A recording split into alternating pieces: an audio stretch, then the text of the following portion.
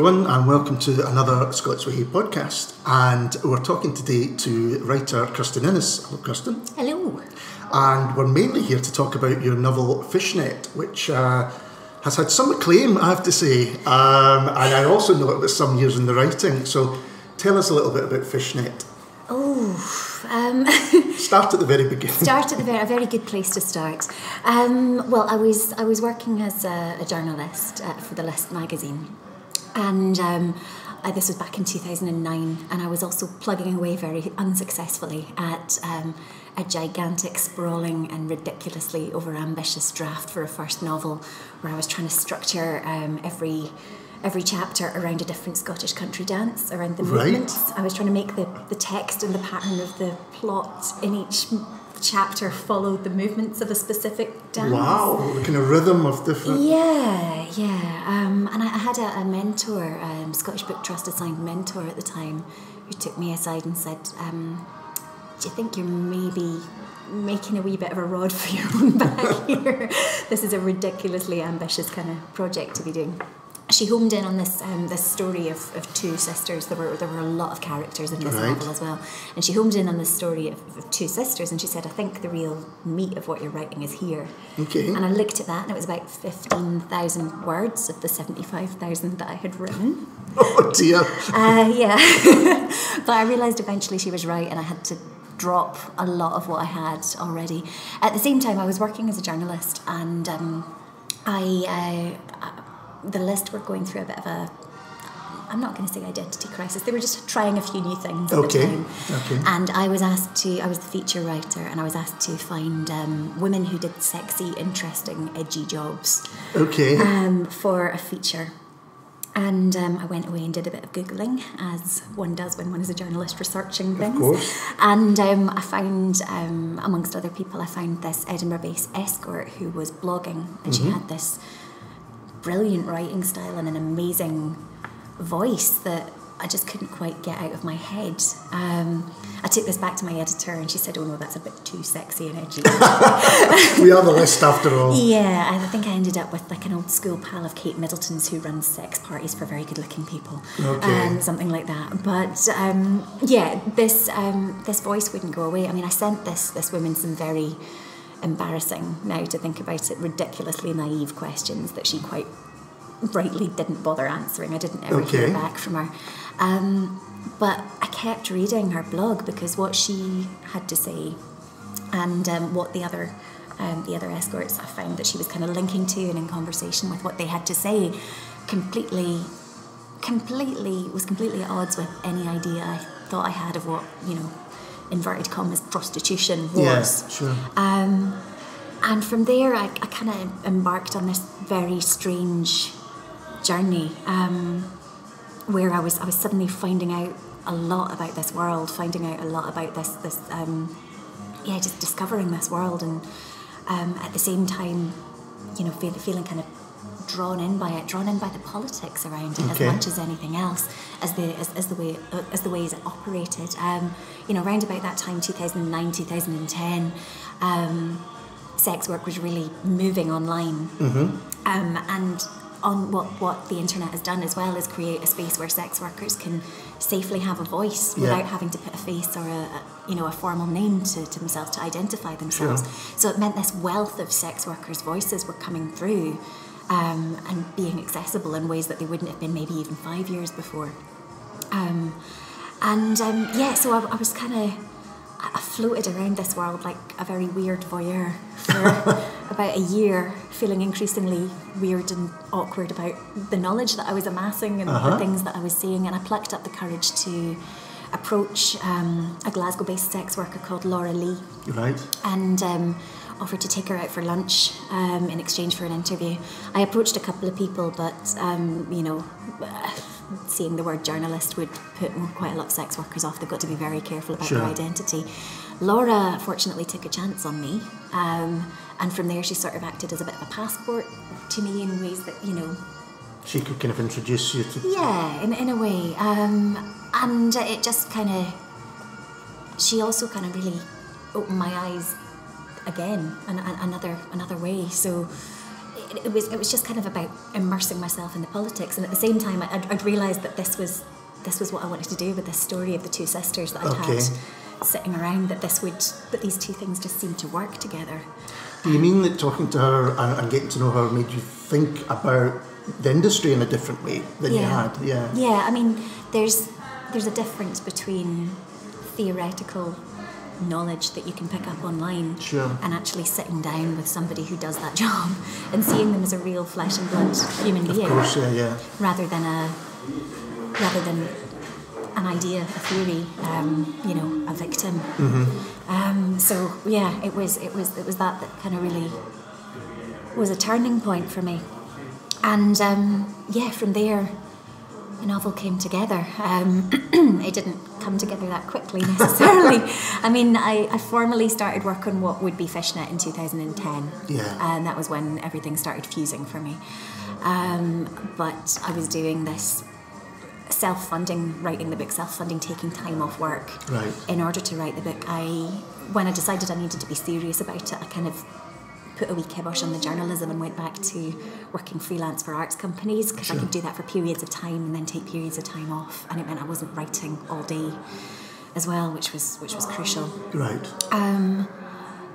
But yeah, so 2010 to 2015 publication is a long journey. Because I'm sure I remember hearing you read from it, or at least there's a section which is still in the book, at the first Margins Book Festival, which would have been 2010, I think. Yeah. I mean, there's a section in there that goes all the way back to 2002, when I was in my fourth year at university. Right.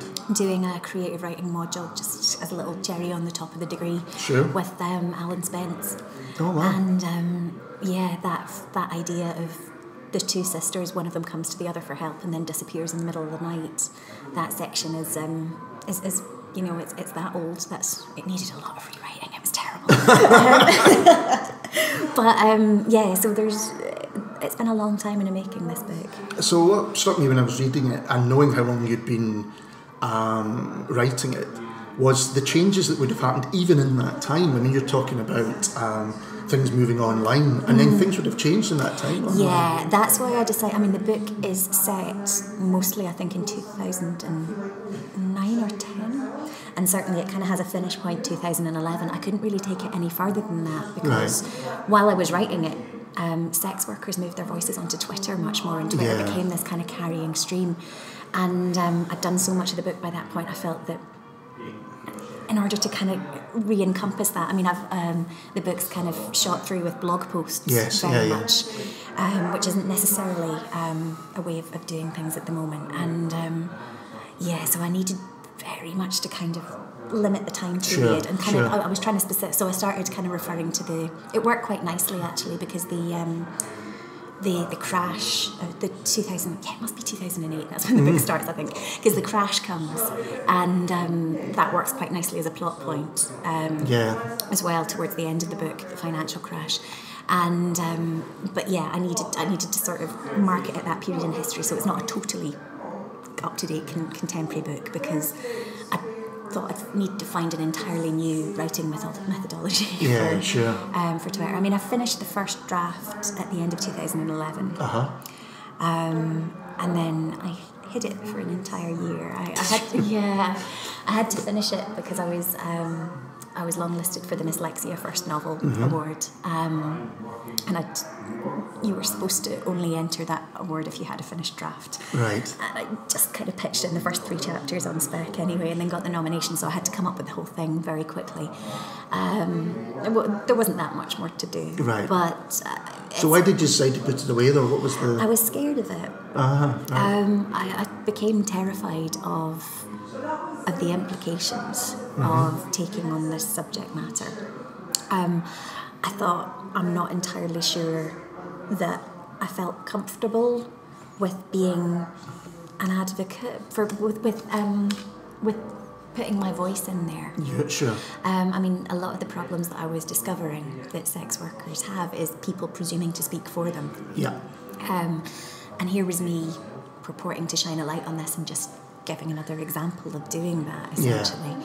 That was a huge kind of ethical issue that I needed to work through. I mean, eventually my partner very gently took me aside and said, okay, it's been a year. A lot of people kind of gave up their time to you in interviews because they understood that you were going to try and publish a novel that would address concerns that they were interested in. So yeah, it was... it kind of got me through it a bit. So 2013, I went off to Moniac Moor to do a course, which was basically designed to get people finishing their novels. Yeah, and I had a second draft pretty quickly after that, and I got an agent very quickly on the back of that, based on the recommendation of one of the tutors at Moniac Moor, which is creative writing place just outside of Inverness. Yeah.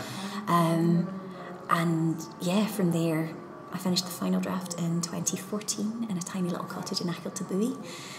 Which is? Wester Ross. Okay. Right, nice view of the Summer Islands from my little bothy. It's a good place to go because there's no internet. And then, yeah, so that was it. October 2014 was kind of how I finished it. And your fears that you had about publishing it, was that more to do with the people that you'd spoken to rather than any public reception? No, it was public reception as well. I just felt it was an incredibly presumptive thing to be doing. I still do, to a certain extent.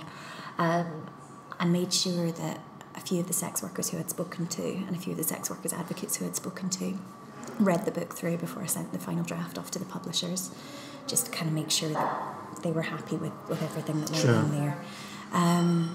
Apart from anything else, it's an incredibly difficult area morally to work through. I mean, my opinions and thoughts would go back and forth on it throughout the entire time of researching, because they'd taken such a huge shift away from, I'd never really thought about, again, inverted commas, prostitution.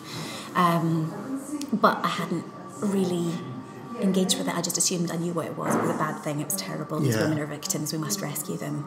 The kind of assumptions that everybody makes because there's that myth around the subject matter. And they don't really understand it. Yeah. And then having gone through this sort of strange conversion, there were still things that would knock me backwards. I'd go on the forums where the punters review sex workers, and some of the language on there is disgusting and misogynistic and feeds into everything that you think about,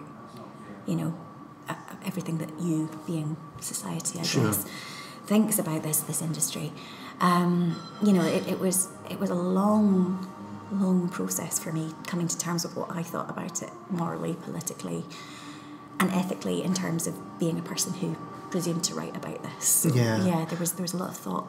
But I think that comes over in the book. It's really not judgmental in any way. It just shows you different situations, with the story of the sisters at the centre, which I think is key, is that there is this relationship at the centre and someone trying to find what happened to someone else. That kind of carries you through, but then the way that you, as you say, you've written blog posts and things like that gives you a glimpse into little individual people's situations. And were they taken from talking to people, or did you come up with them yourself, or what was the? I came up with most of them myself. I mean, some of the situations are.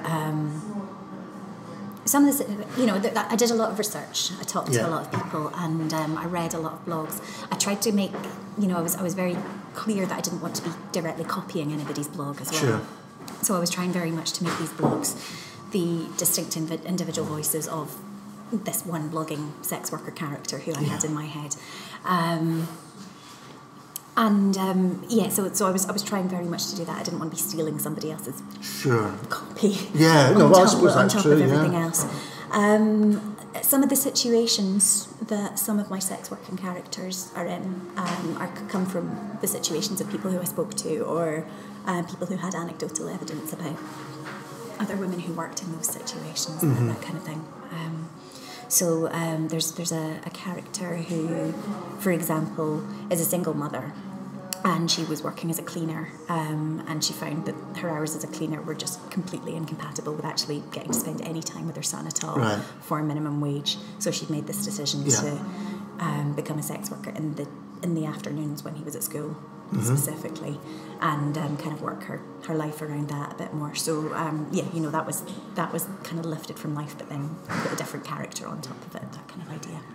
And what has the reception been after, it's been published and you've done readings from it, and what has the general reception been, I feel like? Almost overwhelmingly positive, actually, which has really surprised me. I thought I was going to get... the political discussion online around sex work is so fraught. It's become a real dividing line for modern feminist conversation. The first few events I did, I kind of basically turned up with a shield and what's that, armour plating on. Having prepared sort of answers and expecting a kind of an onslaught. And really, actually, I mean, I've been going to, as well as sort of bigger festival events, I've also been doing smaller events with women's groups, or just local library groups or reading groups, and the feedback has overwhelmingly been one of common sense and one of well, at the end of the day, the things that we have to do are around this issue are taking steps to make sure that the people who work in this industry are safe. Ultimately, above and beyond any kind of ideology around it, which has been really, really heartening to see. Apart from that, it's been lovely that people have responded to the story and the characters as well, because I've done so much talking about the issue, which is kind of unavoidable if it's an issue-based book, and I knew that there would be a lot of that given that given that I was taking this issue on, I prepared for that, I understood. So it's been really great to hear people responding to the writing, to the characters as well, to the plot, to the things that make it a novel rather than a work of journalism. Yeah, exactly. I think it would have been easy if, having done all of this research, to, as you say, make it almost like a piece of journalism. But the thing that carries you through is not just the relationship with the sisters, there's other characters in there, and really memorable people, and some great scenes in it. When you talk about the politics of it, there's one meeting in particular which is just so memorable for the individual people who are standing up. It would have been so easy to have one set of people speak with one voice and the other speak with another voice, but no, there's arguments between the people in the audience, there's arguments with folk on stage, and it's so interesting to hear you say that you had these sisters that were spotted right at the beginning saying this is where the real meat of any story lies, because you obviously had a real kind of empathy with those two characters to begin with. Yeah, I did. And I'm not entirely sure where they came from, to be honest. I mean, everybody who reads it, I mean, it's not, there's almost nothing autobiographical about this book at all, which is quite unusual for a first novel, I think. I mean, good God, the country dancing thing was full-on autobiography. Now that's interesting. There's a lot of discarded stuff, But this story of the two sisters, I'm not sure where it came from, because it's been this little moment has been around for so long.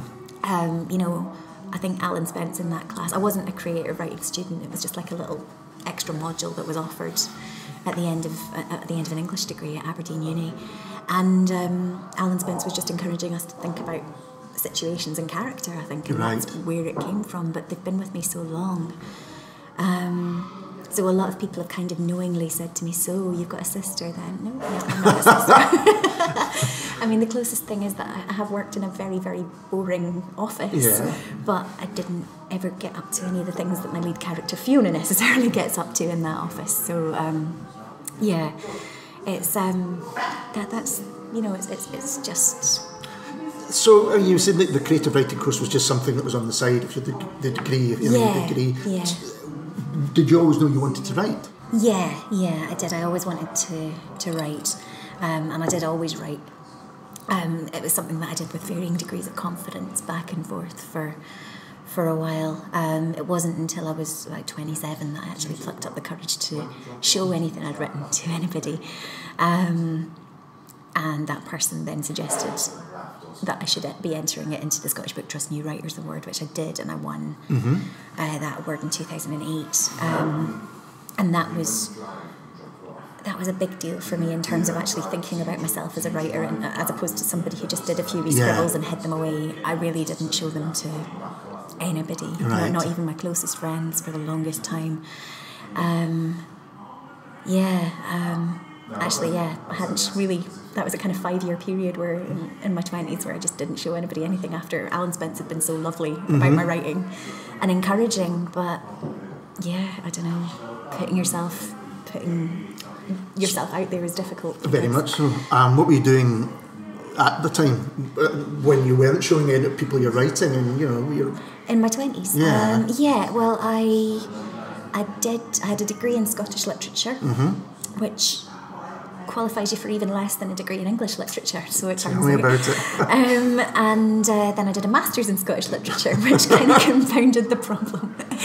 In 2004, after spending a year doing odd jobs for any arts company that would take me, including a lot of press, I started working at the Arches. I came through to Glasgow, and I started working at the Arches as press and publicity manager.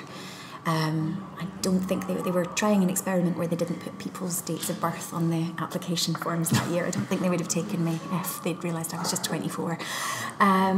So that was a gigantic kind of life shift. Being at the Arches kind of changed everything that I thought I knew about art and theatre and music and dancing and clubbing. And it was a very, very exciting time. In 2006, I guest edited the list for the Arches' 15th anniversary, and the list kind of poached me. Right. And I think I'd secretly always wanted to be a journalist, so this kind of made a lot of sense to me. I mean, at the Arches, I'd been writing, I'd been the voice of the organisation, I'd written all their emails and their websites and their brochures, as well as press releases. Yeah. But suddenly at the list, I was writing. And I did that for a few years. 2009 seemed like a really good time to me to go freelance, just as all magazines and newspapers that didn't work so well.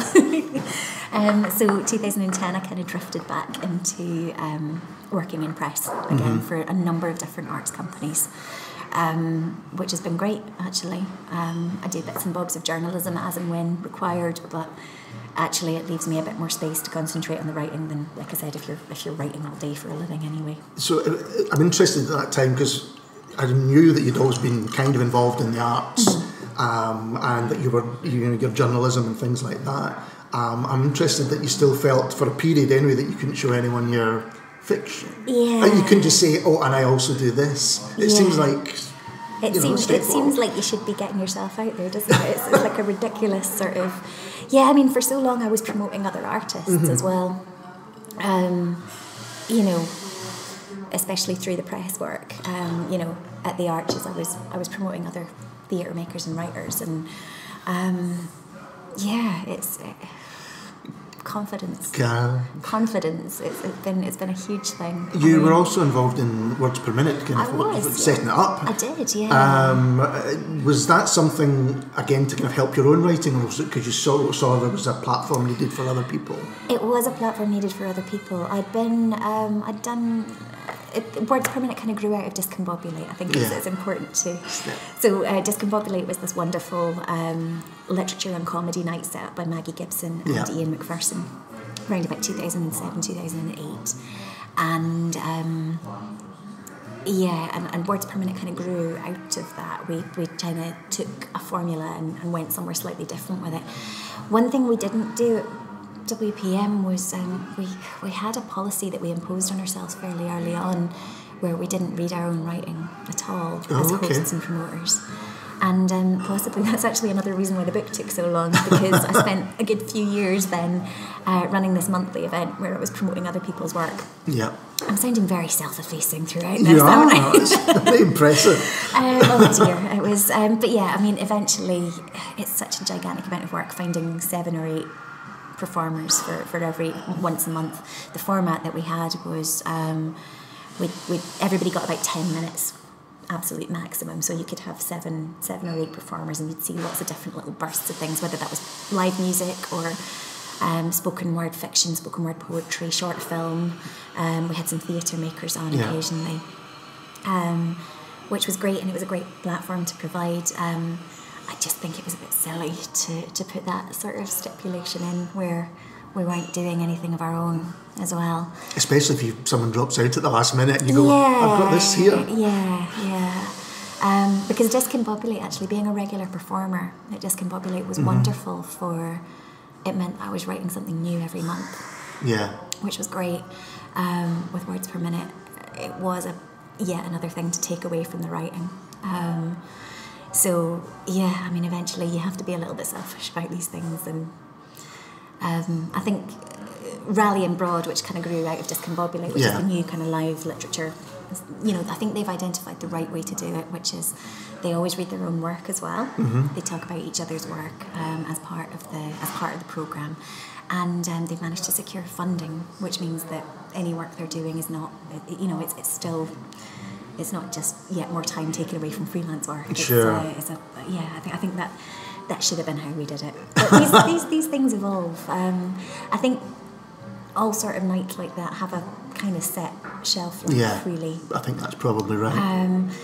And I'm really, really proud of what we did with Words Per Minute and some of the acts that we brought through, and, you know, some amazing collaborations between different artists working in different art forms that come out of what we did there. So yeah, I'm pretty proud of it. It was a good few years that we put in. I'm interested because you've worked so much in the art scene, particularly in Glasgow, but elsewhere, and with the Arches closing down recently, what your views are on the future of the arts in Scotland.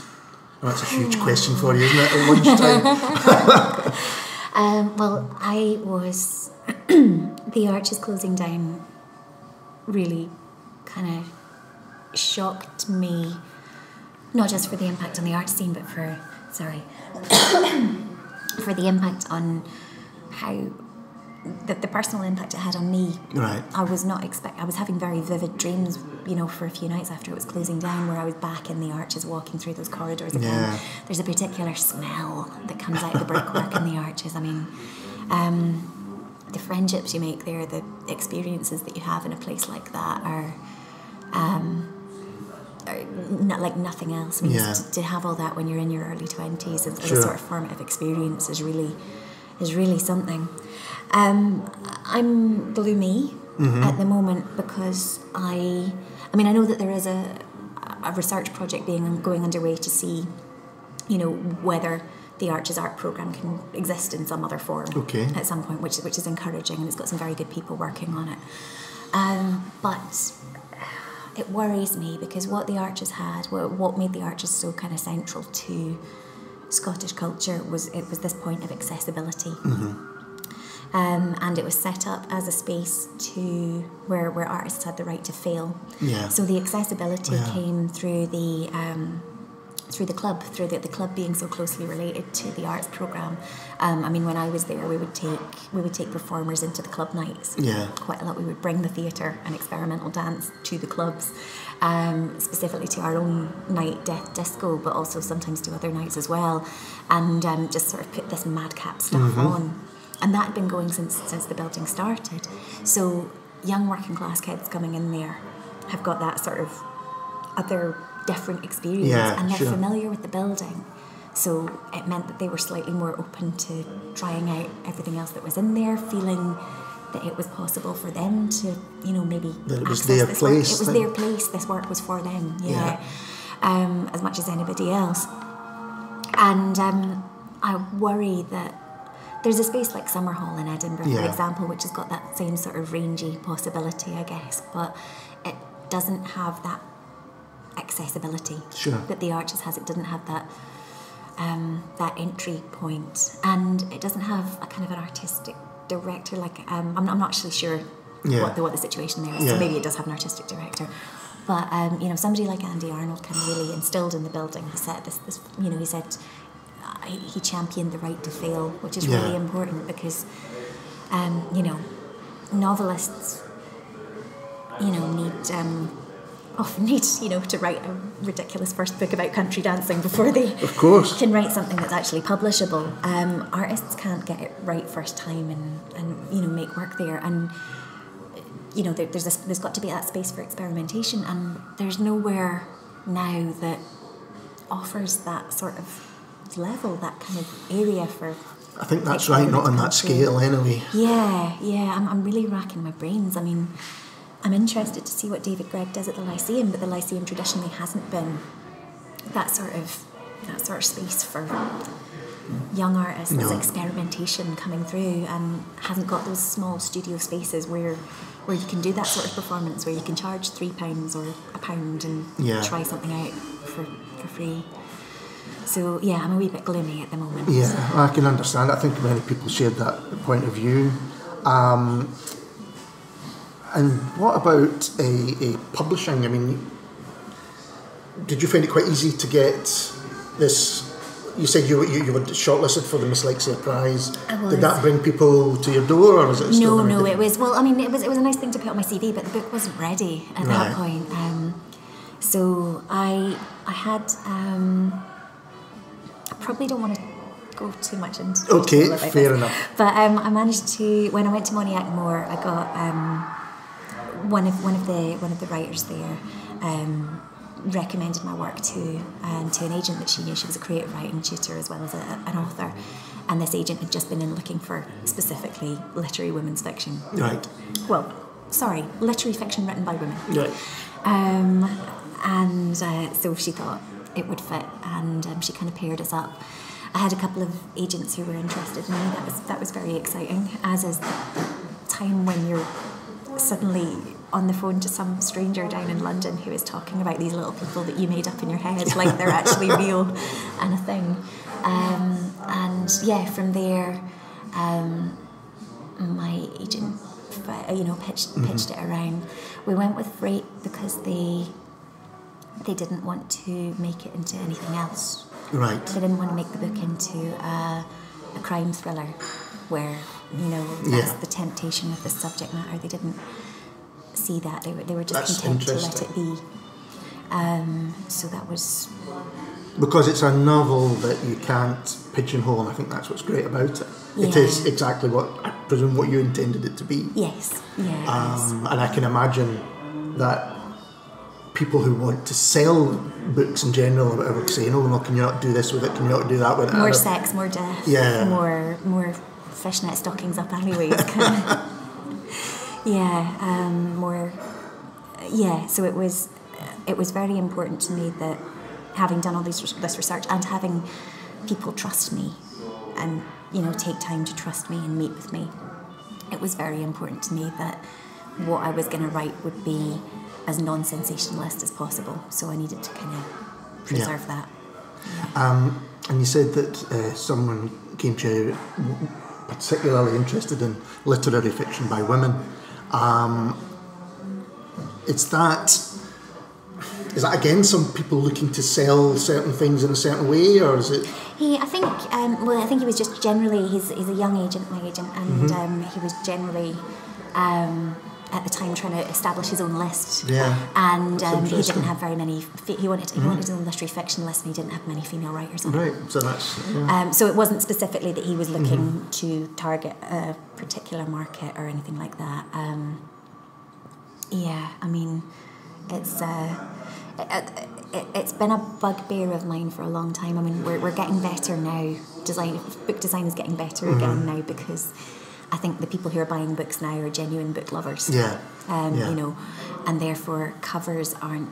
There was this awful period from about 2000 to, let's say, 2010, I don't know, where the industry was obviously threatened by the internet. Yeah. And any book by a woman, any book at all, that even had a female main character, always by a woman, would have a pastel background with at the back of a woman's head staring away at something, so that or a headless woman, so that the female reader could project herself on. Yeah. So I was really, really glad that that didn't happen with this book, with the marketing around this book as well. That it could kind of get its own identity that wasn't necessarily in any particular niche. And you said that you've been to quite a few festivals and talking about the book. The book does seem to have had quite an afterlife. It seems to still be. I mean, you recently won the Not the Booker Yes. The Guardian, which is fantastic. It was, yeah. That was a bit of a surprise. So, did you expect it to? I mean, no. Did you have any expectations of it? No. It'd take me 5 years to actually give it to somebody. I didn't have any expectations for it. No, I really didn't actually. I mean, I remember. Absolutely not. I actually thought there was a bit of a lull 2 months after it came out, and I thought, oh well, that's it gone. Right. It's had its shelf life. Kind of initial reviews and then nothing. Yeah. And I thought, I mean, I'd always been prepared. I've seen how writers do this up close before. I'd always been prepared that if you want to sell copies, you generally actually need to carry them in your bag and take them to places and put them in people's hands. That's kind of, that's a big thing about how it works if you're not on a major publisher on the bestseller lists. But the Not the Booker prize has been an incredible boost. I mean, we went to a second edition and now we're about to go to a third edition. Oh, fantastic! Which is amazing. I mean, my print runs are like, I think it's 1,500, but that's still a lot. It is. I mean, Not the Booker. I got a massive spike on Amazon sales when I was on the shortlist, and then again when I won. It's been really interesting to see people respond to it who aren't just family and friends. I suppose, it's like you're actually showing people that don't expect them. And you've taken it overseas as well. Yes, I have. I've just come back from Toronto, where I was on at the International Festival of Authors, and had 3 events there. The first one was on sex and text. Right. And I think an audience of 20 people in total came to it, and none of the 4 authors on the panel sold any books on the back of it. And I thought, oh dear, is this how it's all going to go? But my second one was a reading with Audrey Niffenegger, who wrote The Time Traveller's Wife, and Lauren Groff, who is just about as hot as it gets in young American writing just now. Okay. And that was amazing. I mean, all my books sold out. There was suddenly, signing lots of copies. Suddenly, there's all this buzz about the book. There's a couple of publishers in Canada who are reading it just now. Fantastic. So that's been really exciting. That's been a great thing to happen. Actually, it's been lovely. I should thank Creative Scotland for that. I'm actually I'm in the middle of a Creative Scotland artist bursary just now. Which they very generously awarded me to write the second book, and then when the offer to read at Toronto came up, they said that I could use some of that bursary money to fly my flights over there. So that was thanks to Creative Scotland, that one, and it was wonderful to be able to do that. It was exhausting. Yeah, it was wonderful. So you mentioned there a second book. Can you say anything about that? I can. I realised I don't actually know how to start a book. Right. Because it's been a very long time since I had to do that. I've completely forgotten how you do that. You can't go back to the country dancing book and see if there's anyone else in there. That's going to be a play, actually. Oh, is it? Yeah, I'm turning that into a play quite slowly, because novels are kind of where I want to be working just now, but that is going to be a play. And I'm hoping to work with some traditional musicians on that and make it into something where the audience have to join in with the country dancing. That sounds brilliant. Yeah, but the second book is going to be called Scabby Queen. Excellent. And for a while that was all I had, the title. But I like a good title. So it's going to be called Scabby Queen, and it's currently about looking at sort of 35 years of left-wing political activism in Scotland and beyond, through the point of view of this one character who's a very difficult woman, very, very charismatic, a singer, a musician. She has a one-hit wonder around about the time of the poll tax, and is sort of very briefly the voice of this political generation. Okay. She kind of lives and dies for politics, and she makes very intense relationships and friendships very quickly, and then moves on from them. And so I thought I'd try and tell this life story, and also take a look at the position of women in these movements through the points of view of various people who encounter her at various points in their lives. It's interesting. It's throwing up its own challenges, having a main character who never gets to speak. So I might have to compromise my initial intentions on that. because there's so much of it I just want to be telling from her point of view, and I'm trying not to. But I've got about 60,000 words of that just now, and I'm off to Cove Park this next weekend to do a wee bit of work on that as well. And again, thanks to Creative Scotland. So, I'm interested that you had your own spoken word night where you weren't allowed to read your own stuff, and now you're writing a novel with the central characters not allowed to speak. Something's going on there, definitely. Oh dear me, yeah, let's go. And do you feel any pressure? I mean, I'm thinking about second album syndrome, if you like. You spent such a long time with this novel. Do you feel kind of pressure to get a second one out quickly, or is that not? Yes. Yes. Yes, that's a definite yes. I mean, my agent has been, made very much the right sort of look. You've got this prize under your belt. You need to have something going, and there's been a lot of interest in what my second book will be from publishers. Okay. Since the Not the Booker when. Yes, there's a lot of pressure. Oh my goodness! But I mean, I've spent the last 6 months mostly just working on that. I'm now back at work full time for a job that I love and enjoy doing. But I won't be able to get to the book for another few months after my Cove Park weekend. So it's interesting trying to explore a completely different space as well. My partner's just read the first 50,000 words, and he said the first chapter, he's like, this is just the relationship between the two sisters from Fishnet with slightly different names, really, isn't it? Yeah, it is. It has been difficult because my time of writing this book has coincided so exactly with Fishnet's release and doing promotional stuff about it. Getting that space is interesting, and I think it's an ongoing process, but I'm aiming to, this one is not going to take me 5 years. No. Absolutely not. It does sound like you've maybe got the balance of other things and writing a bit better. Absolutely. So after all the time that it took to come out, are you really delighted with how it's all worked out for Fishnet? This has been way more than I dreamed about, to be honest, or expected or anything. This has been pretty amazing, actually. I mean, for a first novel published on a very small Scottish press, the response has been brilliant. I was named number 11 in the list's Hot 100. I know. I'm sure that a lot of that had to do with the fact that I used to work for them. I would have said that would have counted against you, perhaps, for these things. I mean, there's nobody there who was there when I was at the magazine anymore. But that seemed a little bit much to me, actually. Was that a bit surreal? Steady on there, yes. It was a bit surreal. It was, because I used to administer the Hot 100. That was one of my jobs, to make the Excel spreadsheets and organise a lunch where everybody would argue about the positioning. So to actually be in it was surreal. It was very surreal. I don't know. It's nice that the book's having an impact. Yeah. The main thing that is making a difference to me is people telling me they've had an emotional reaction to it or a political reaction to it.